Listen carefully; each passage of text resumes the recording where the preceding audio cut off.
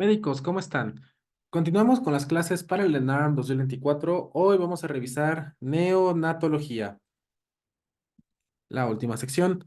Vamos a ver algunas enfermedades importantes, ya para que quede muy claro todos estos diagnósticos. Vamos a empezar con el hipotiroidismo congénito, el cual se define como una enfermedad al nacimiento adquirida durante el desarrollo intrauterino y es el resultado de un desorden metabólico. Es el producto en la disminución de la actividad biológica de las hormonas tiroideas, ya sea por una producción deficiente, una resistencia a la acción en los órganos blancos o por una alteración en su transporte. ¿Cómo lo vamos a clasificar? El primario es la insuficiencia en la síntesis de hormonas tiroideas por alteración primaria de la glándula tiroides, con un eje hipotálamo hipófisis íntegro y va a representar la mayoría de los casos de hipotiroidismo congénito. Este puede ser permanente si tenemos disgenesias tiroideas, agenesia, hipoplasia y ectopia tiroidea. Y también puede ser transitorio si es iatrogénico por déficit de yodo o inmunológico. Después tenemos el hipotiroidismo congénito central, que se presenta cuando el trastorno se localiza en la hipófisis, o sea, por un déficit de TSH. Este va a ser secundario o en el hipotálamo por un déficit de TRH y va a ser el terciario. Y a su vez puede ser permanente por una deficiencia aislada de TSH o un panhipopituitarismo transitorio o el transitorio en un recién nacido prematuro y recién nacido de madre hipertiroidea con enfermedad de Graves. O sea que este sí se puede curar. Y finalmente está el periférico, el cual se produce por resistencia a los tejidos diana de las hormonas tiroidea. Y aquí tenemos el síndrome de resistencia a la hormona tiroidea, donde hay un defecto en el transporte celular de las hormonas tiroideas y en el metabolismo de las mismas. ¿Cuáles son los factores de riesgo? Antecedentes de enfermedad tiroidea, o sea, anticuerpos antitiroideos posparto, postlobectomía tiroidea y bocio, antecedente familiar de enfermedad tiroidea, signos clínicos de hipo e hiperfuncionamiento tiroideo, que puede ser incluso anemia, hipercolesterolemia e hiponatremia, diabetes tipo 1 o cualquier otra enfermedad autoinmune, antecedentes de infertilidad, antecedentes de radiación de cabeza y cuello, así como de aborto y parto prematuro. También se recomienda realizar valoración tiroidea con T4 y TSH antes de las 16 semanas de la gestación. Y hay que conocer que un resultado de T4 por debajo de la percentil 2.5 y una TSH arriba de la percentil 97 se tiene que tratar con levotiroxina. Que justamente, ¿no? Vayamos que la TSH en el diagnóstico, al menos por la GPC anterior, pues nos hablaba de que este valor tenía que ser confirmatorio si era más de 40.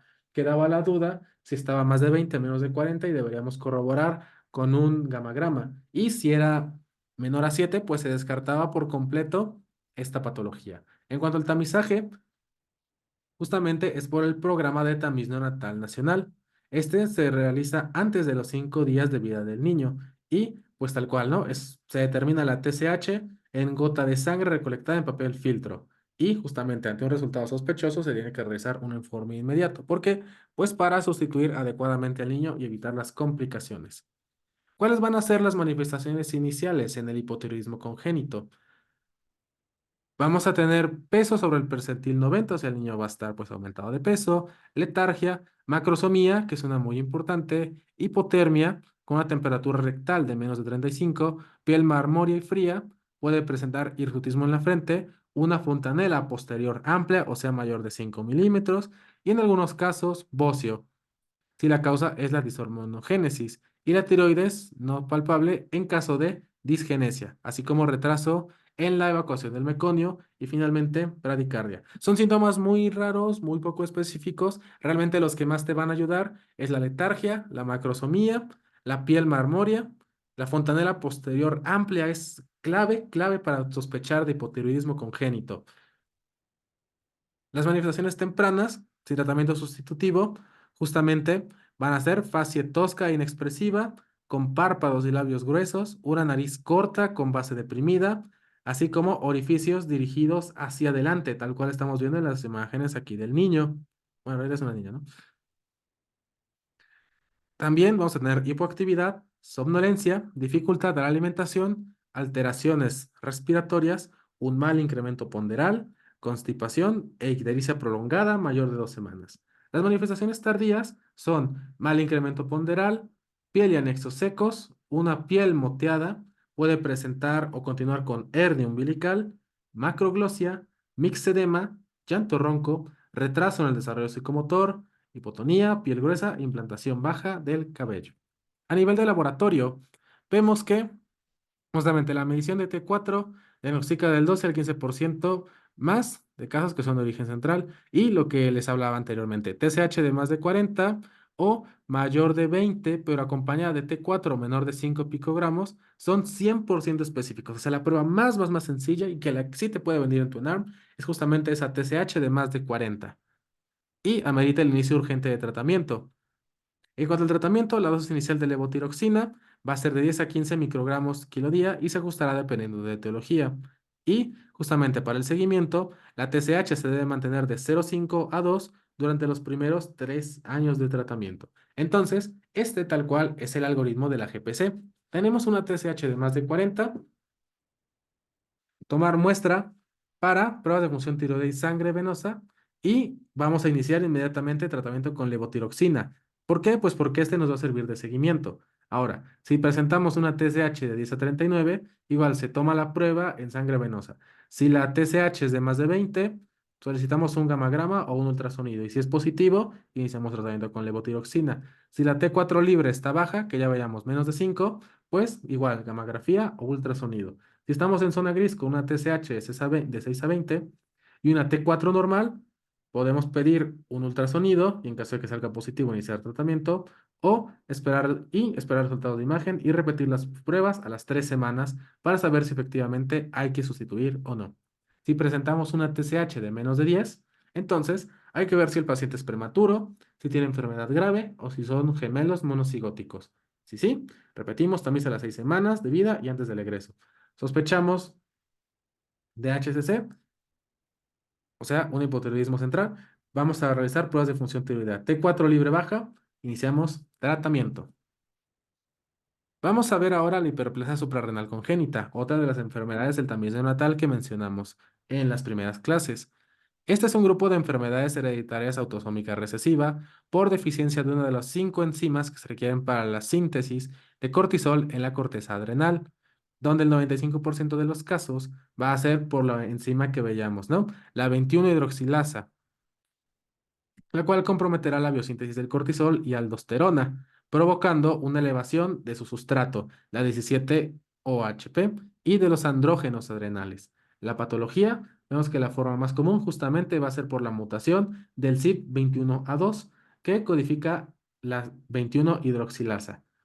Y la deficiencia de cortisol lo que nos va a provocar es un incremento de estimulación de corticotropina a la glándula suprarrenal con la posterior elevación de ACTH y CRH, con acúmulo de precursores de cortisol y aldosterona y desvío hacia la síntesis de andrógenos suprarrenales. En cuanto al tamizaje, se recomienda cumplir con el tamiz neonatal para hiperplasia suprarrenal por deficiencia de 21-hidroxilasa en todos los programas de tamizaje.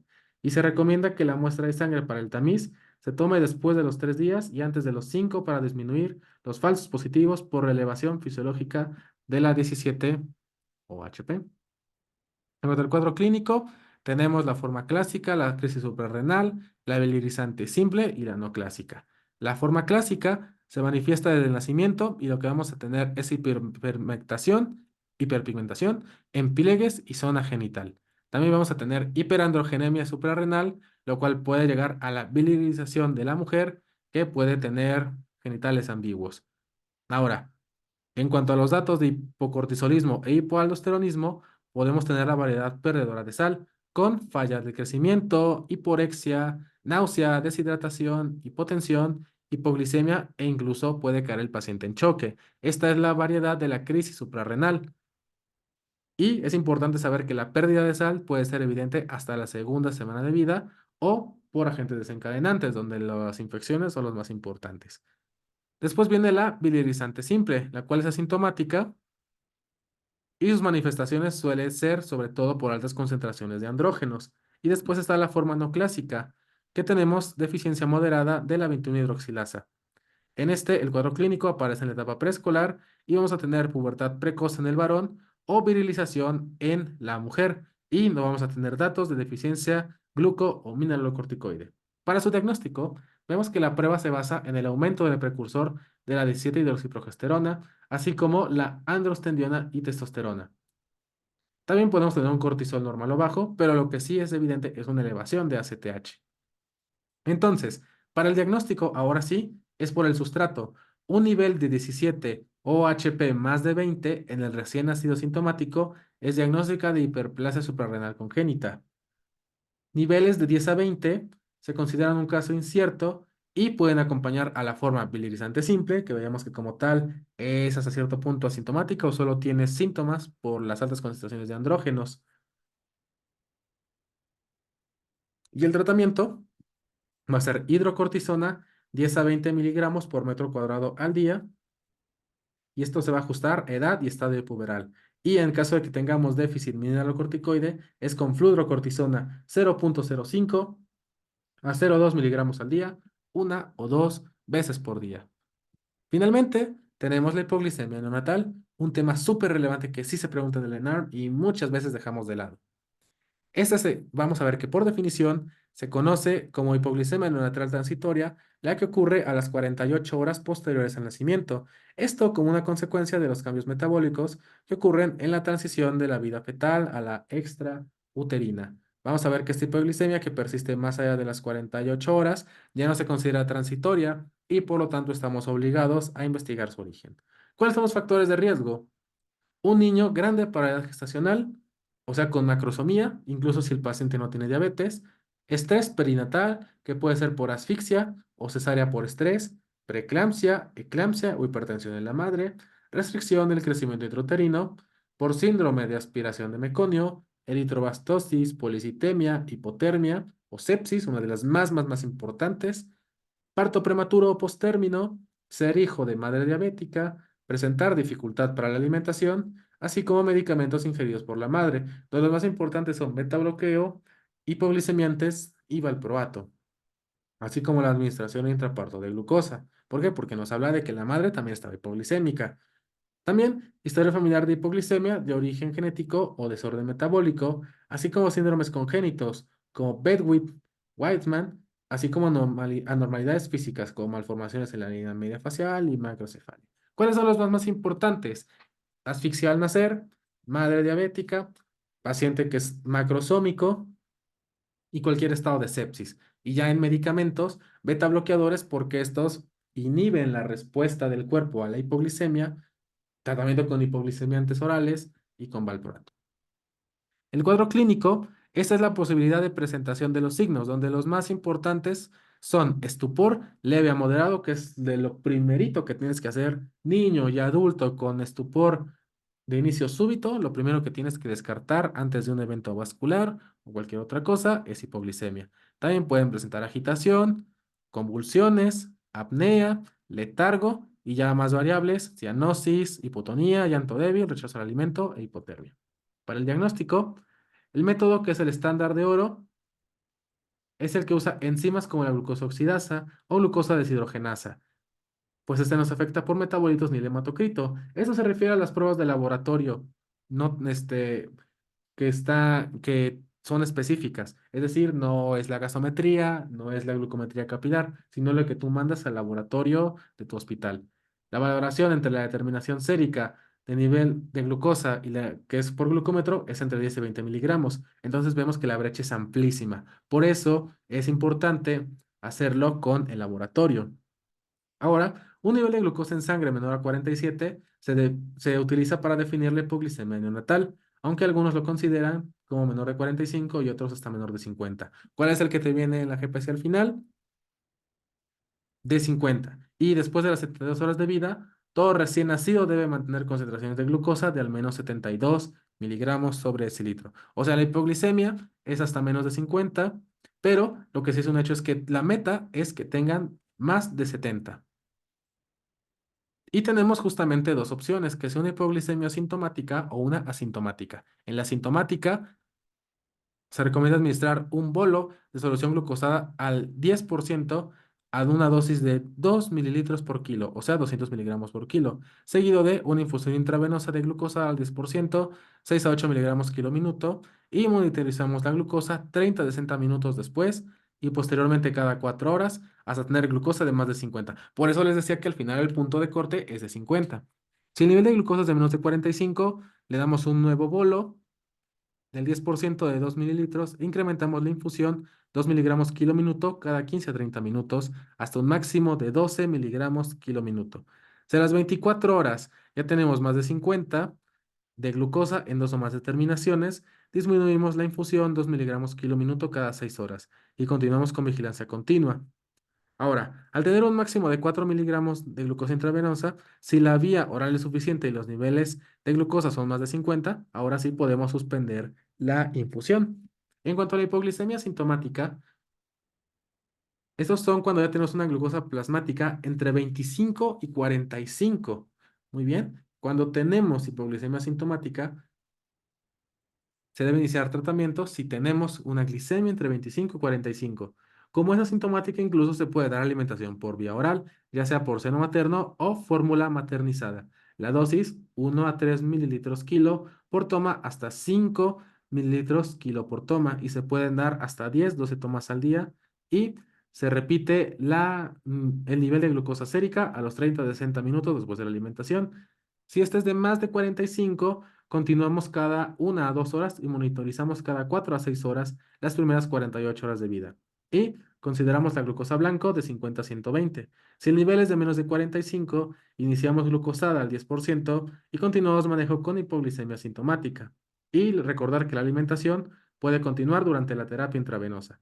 En glucosa plasmática de menos de 25, ahora sí ya estamos en riesgo la vida del paciente. Por lo tanto, ya no nos vamos a limitar a la vía oral. Iniciamos con solución glucosa al 10%, 6 a 8 miligramos kilo minuto y continuamos manejo como hipoglicemia sintomática. Saber que la alimentación puede continuar durante la terapia intravenosa mientras el neonato se mantenga asintomático. Y listo, doctores. Eso es todo por la sección de neonatología del curso. Muchas gracias por acompañarnos. Continuaremos posteriormente con pediatría.